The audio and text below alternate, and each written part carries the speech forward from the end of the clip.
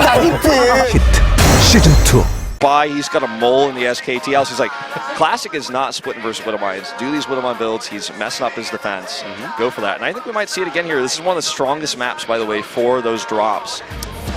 Yeah, lots of potential here. Let's go ahead and get into our third game of the night, which is the most complicated way I could possibly think of to explain it. But it's ByuN versus Classic, and it all comes down to this. Let's go ahead and get into game number 3.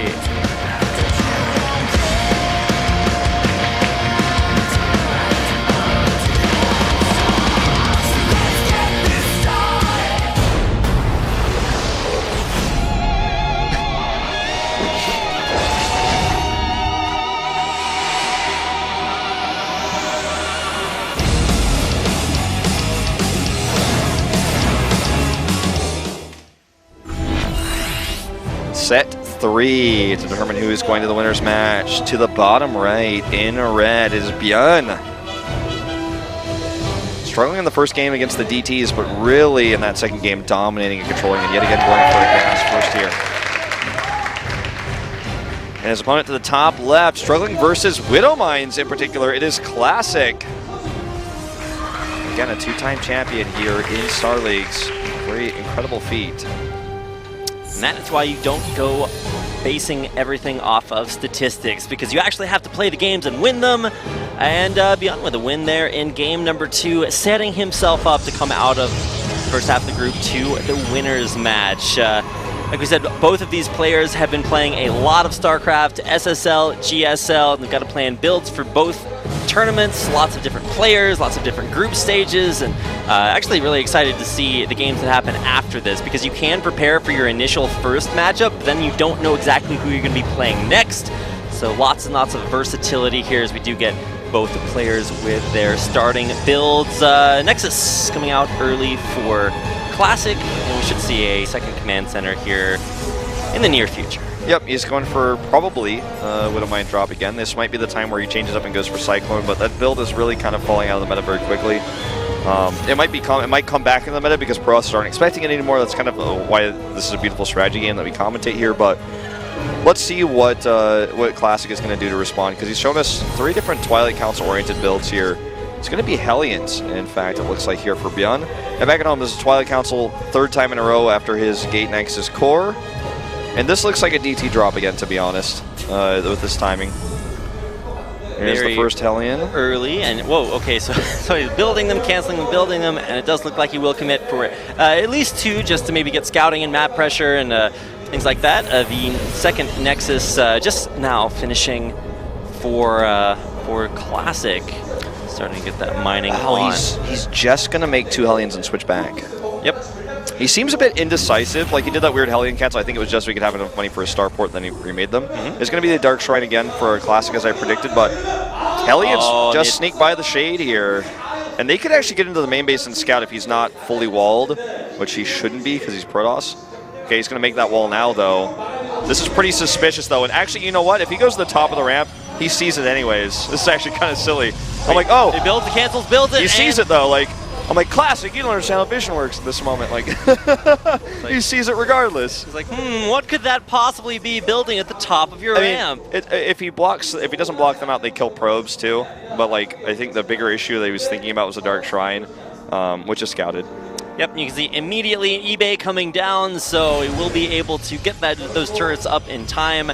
And he's already had the practice of losing to this build in game number 1, so nice to see that he has scouted it, and that'll set him up for a little bit more solid of a game number 3. Is this going to be Cyclone, or is this going to be a Siege Tank? Or, okay, it's going to be Cyclone. I was going to say, or potentially, possibly, he like switches it, gets a Raven, just like before, but no. Draws out an overcharge in the natural, making his way to the main. Now, there are adepts here to defend that Widowmine. I think you want to pick the Widowmine up last, so it unloads first, if I'm not mistaken. It just depends. Like, you can manually unload, but hold that thought. We do see more Hellions finding some damage here. They're actually kind of stuck there.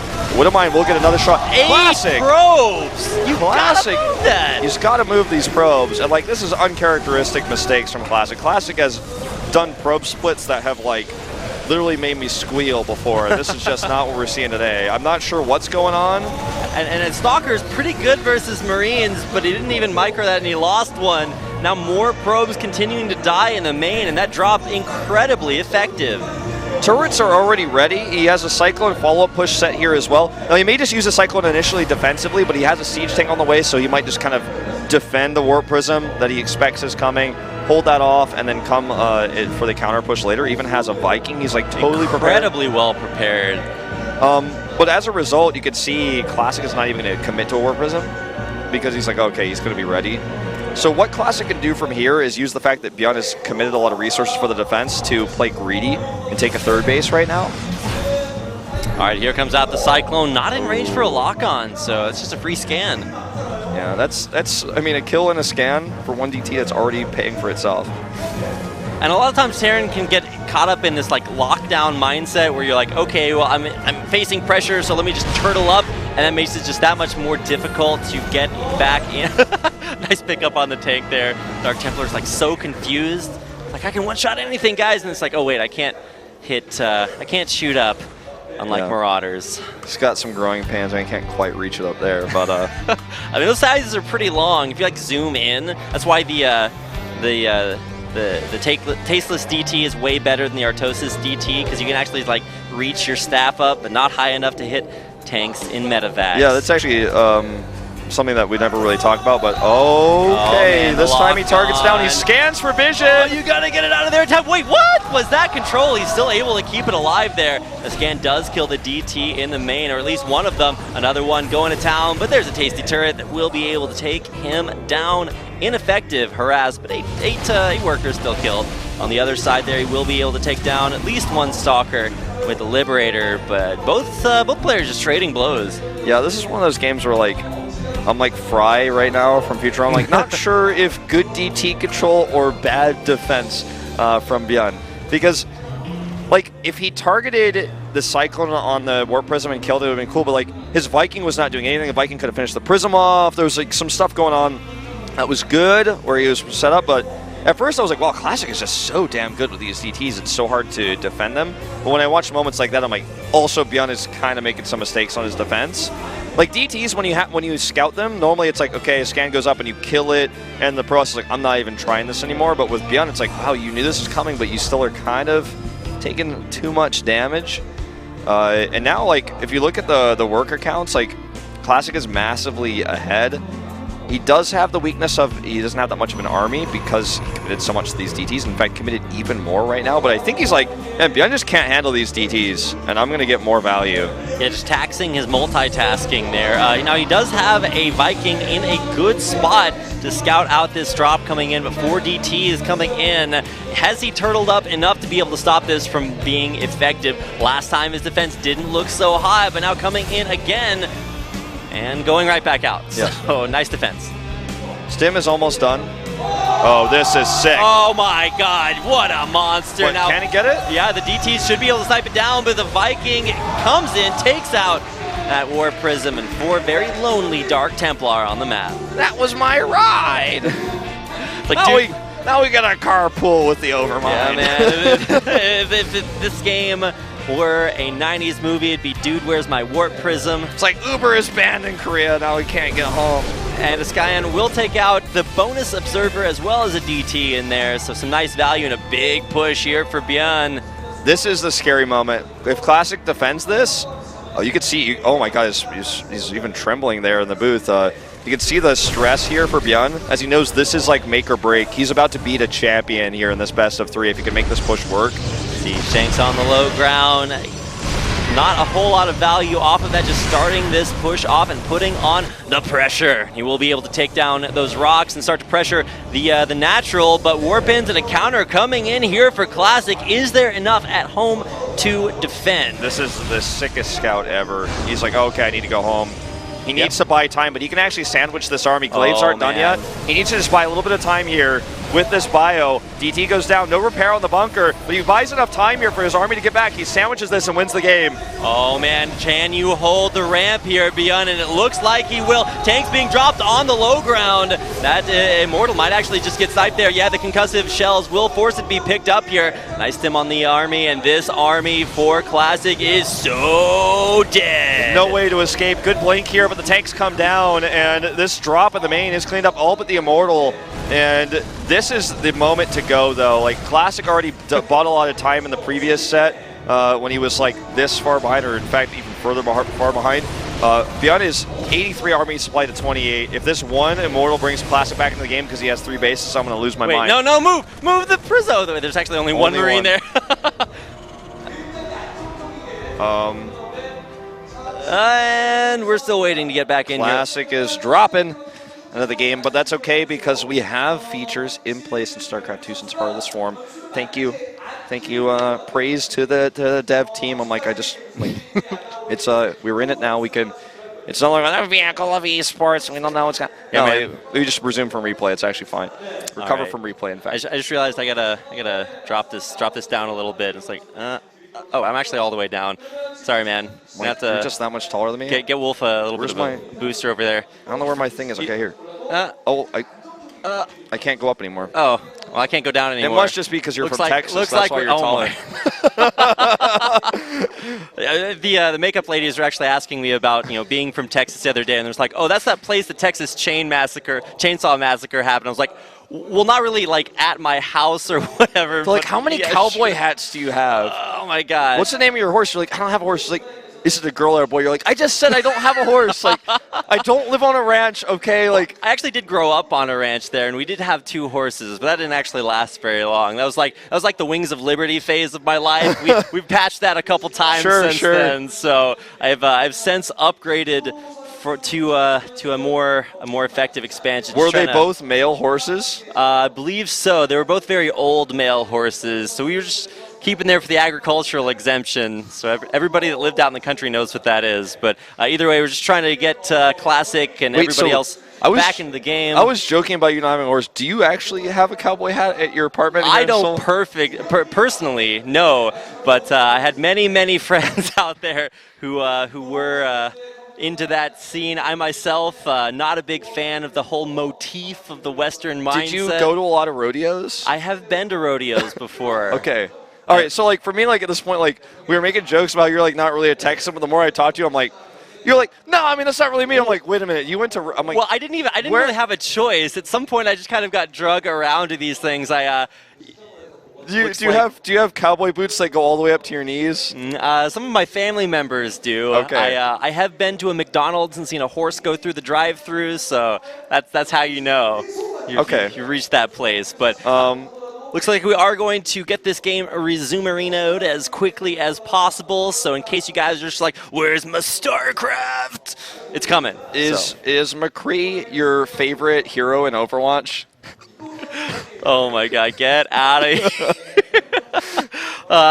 Do people use the term high noon a lot over there? No, well, I mean, I just look at my watch and that it's like either broken or that's every time. So it's... Okay, I'll give you some slack here. I was going to say I did not expect to get trolled this. This is what happens when we have downtime here, because like, oh my god, there's only so much I can say about how Classic. How I'm going to lose my mind if he comes back with one Immortal in the Warp Prism, because ByuN is so nervous and he's like, That's true. It did drop at a very inconvenient time, so.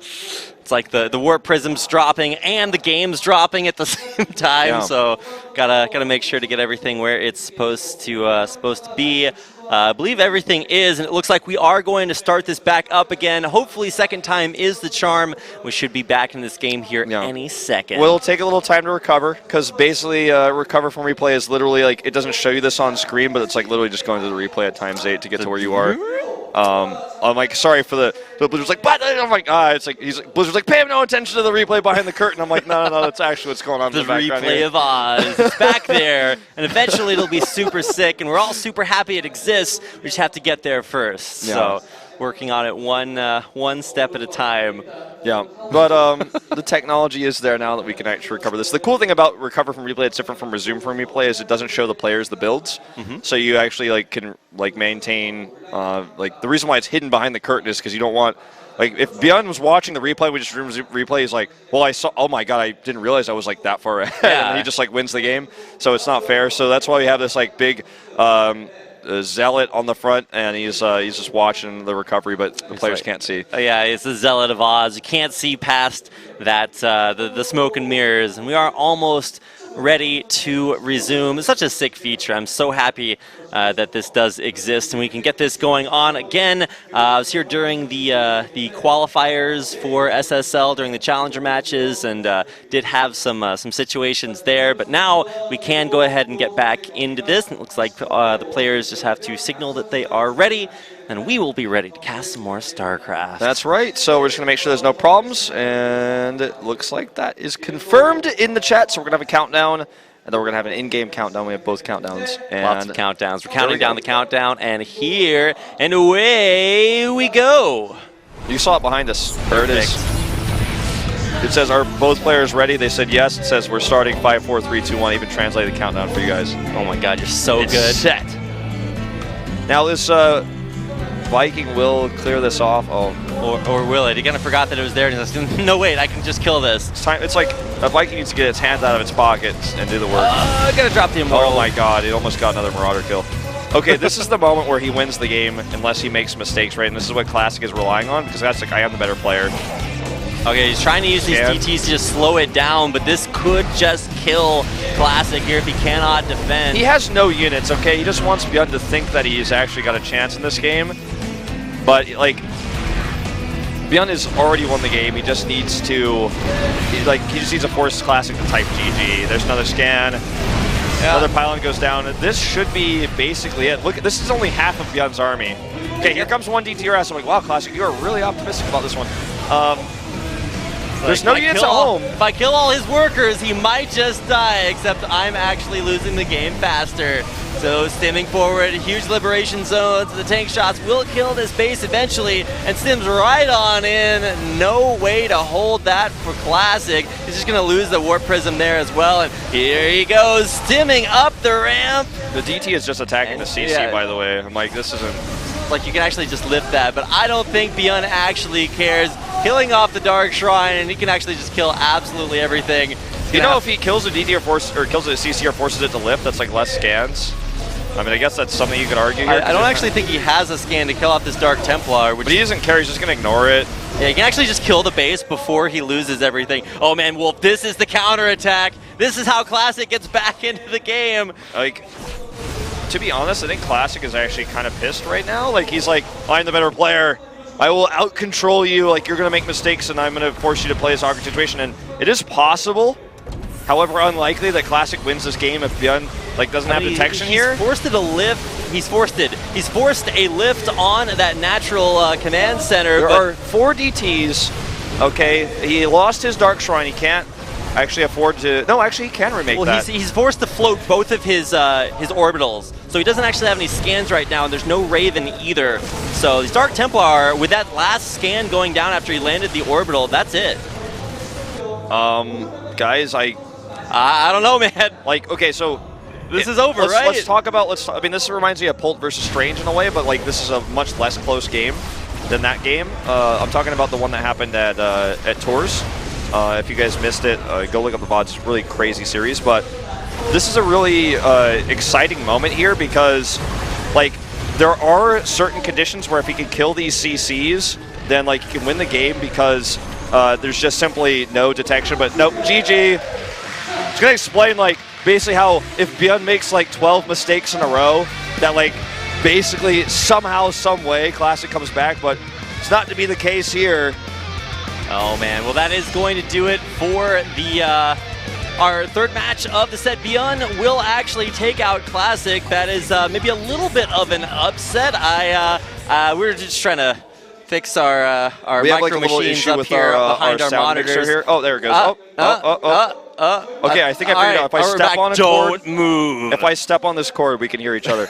I'm not even kidding. Like, This I'm is like literally if you stepping guys on a had cord. like super old like cathode ray tube TVs way back in the day, and you have to fix the rabbit ears on top. That's what we're doing. But let's head out to a commercial break. We'll be back with our winners match.